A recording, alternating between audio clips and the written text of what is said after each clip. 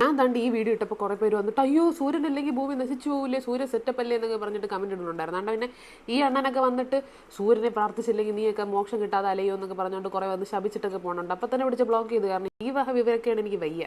എൻ്റെ സംശയം ഇത്ര എനർജി കൊടുക്കുന്ന സൂര്യനാണെങ്കിൽ സൂര്യൻ്റെ ഉത്ഭവ കാരണം എന്തോന്നായിരിക്കും. അപ്പോൾ ചിലർ പറഞ്ഞ് ന്യൂക്ലിയർ ഫ്യൂഷൻ. അപ്പോൾ പിന്നെ നമ്മൾ അതിനെയല്ലേ പ്രാർത്ഥിക്കേണ്ടത്?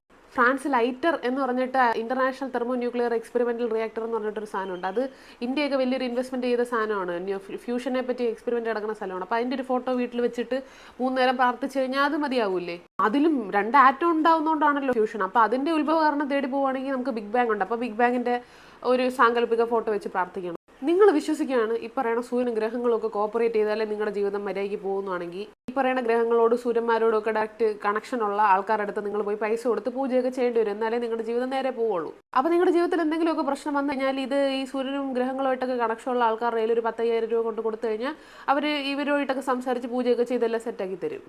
എൻ്റെ പൊന്നുള്ളവരെ, സൂര്യനും ചന്ദ്രനും മാത്രമല്ല, ഈ ലോകത്തുള്ള ഓരോ ചെടിക്കും പുൽനാമ്പിനും വരെ അതിൻ്റെതായ ഇമ്പോർട്ടൻസ് ഉണ്ട്. അതിനെ ഒന്നും പ്രാർത്ഥിച്ചില്ലെങ്കിൽ നീയൊക്കെ നശിച്ചു പോകുമെന്ന് പറയുന്നത് വേറെ, പ്രകൃതിയിൽ ഓരോന്നിനെയും മനസ്സിലാക്കി ജീവിതത്തിൻ്റെ ക്വാളിറ്റി ഉയർത്തുന്നത് വേറെ. അതുകൊണ്ട് ദയവേത് നിങ്ങളുടെ ജീവിതത്തിൻ്റെ ക്വാളിറ്റി ഔട്ട്സോഴ്സ് ചെയ്യാൻ നിൽക്കരുത്.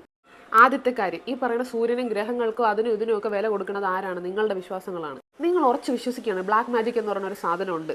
എവിടെയോ ഇരുന്ന ആൾക്കാർക്ക് എന്നെ ബ്രാഗിക്കൊണ്ട് എന്നെ ഹേർട്ട് ചെയ്യാൻ പറ്റുമെന്ന് ഞാൻ വിശ്വസിക്കുകയാണെങ്കിൽ അതെനിക്ക് അങ്ങനെ അനുഭവപ്പെടുള്ളൂ.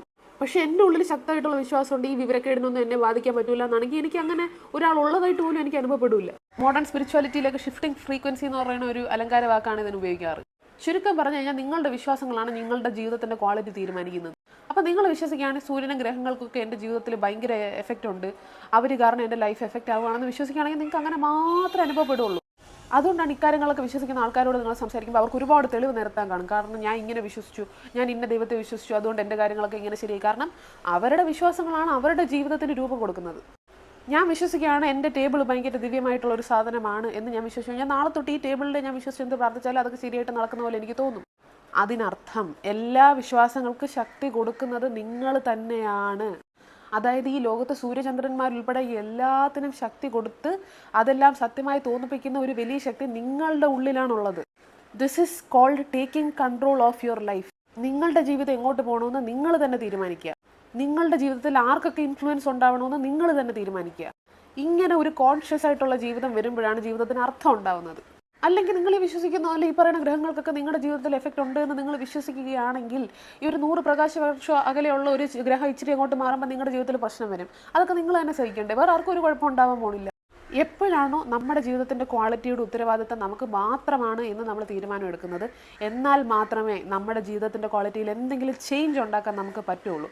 അല്ലെങ്കിൽ പുറത്തുള്ള ആൾക്കാരെയൊക്കെ ആശ്രയിച്ചിരിക്കേണ്ടി വരും. അവർ പ്രസാദിക്കുമ്പോൾ നമ്മുടെ ജീവിതം സന്തോഷമായിരിക്കും, അവർ ദോഷപ്പെടുമ്പോഴത്തേക്കും നമ്മുടെ ജീവിതത്തിൽ പ്രശ്നം വരും.